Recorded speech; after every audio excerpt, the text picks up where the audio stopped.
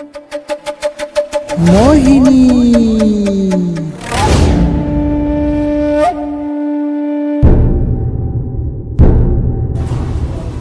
मोहिनी, मैले तिमीलाई कतिचोटि भनिसकेँ छोराको अगाडि शकुन्तलालाई गाली नगर भनेर। कुन दिन हाम्रो बारेमा छोराले थाहा पाउँछ अनि तिमीलाई बल्ल थाहा हुँदा कि बाबु तपाईँले मलाई सिकाइरहनु पर्दैन। के गर्ने, कहाँ गर्ने, कहिले गर्ने, कसरी गर्ने सबै मलाई थाहा छ। त्यही त मैले भनेको कुरा त तिमीलाई कहाँ राम्रो लाग्छ र? तिमीलाई जे मन लाग्छ त्यही गर। भोलि केही भइहाल्यो भने म चाहिँ जिम्मेवार हुँदिनँ। हेर, जे गर्न मन लाग्छ गर। यी सब कुराहरू छोडिदिनुहोस् क्या। साँच्चै त्यो भोला चाहिँ कहाँ मरेछ?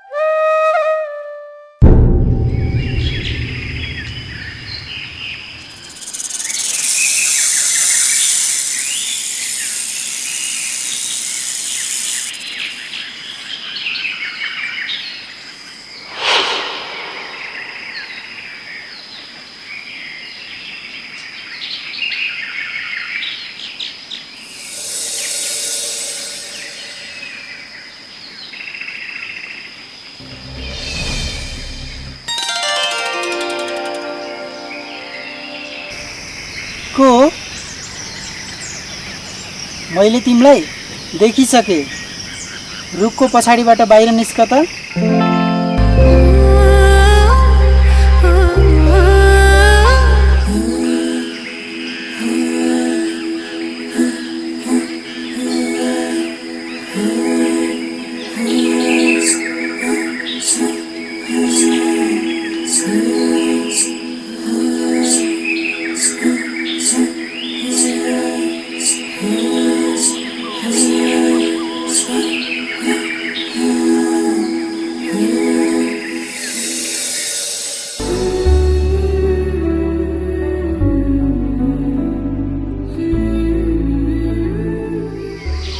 को हो तिमी?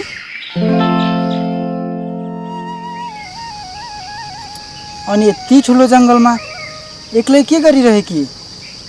के हो तिम्रो नाम? मलाई छोड, तिमी भन, तिमी चाहिँ को हो नि?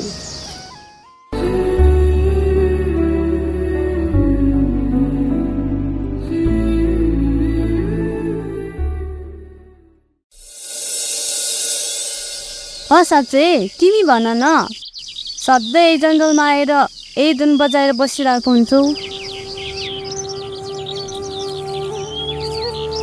कहाँदेखि आएको? के हो तिम्रो नाम? भन न कि आफ्नो बारेमा। मेरो नाम भोला हो, अनि म त्यही तल सहरदेखि आएको। अनि बरु तिमी भन न, तिम्रो नाम चाहिँ के हो नि? अनि म चाहिँ भूमि, यही जङ्गलको छेउमा बाबासँग बस्छु।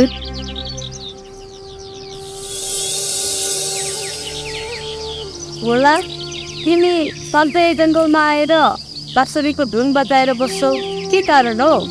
मलाई भन्न मिल्छ भने भन्नु।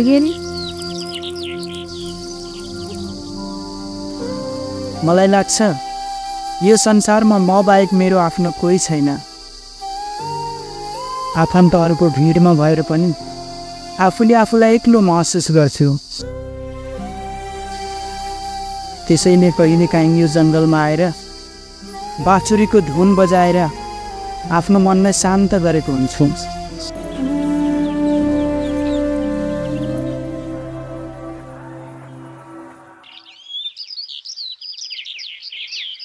अमे साँझ परिसक्यो, अब मलाई जानुपर्छ। फेरि पछि भेटौँला है। बस टाइम छ। होइन, म जानुपर्छ। फेरि पछि कुरा गरौँला नि। बस न। होइन, म जान्छु, फेरि पछि भेटौँला। ए भोला बस न, बस न। ए बस न भोला, बस न।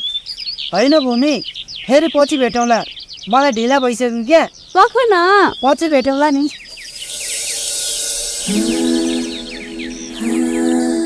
बस भन्दा भन्दै हाततिर गइहाल्यो। नाम भोला भए पनि कुरा चाहिँ कति मिठो बोल्दै रहेछ।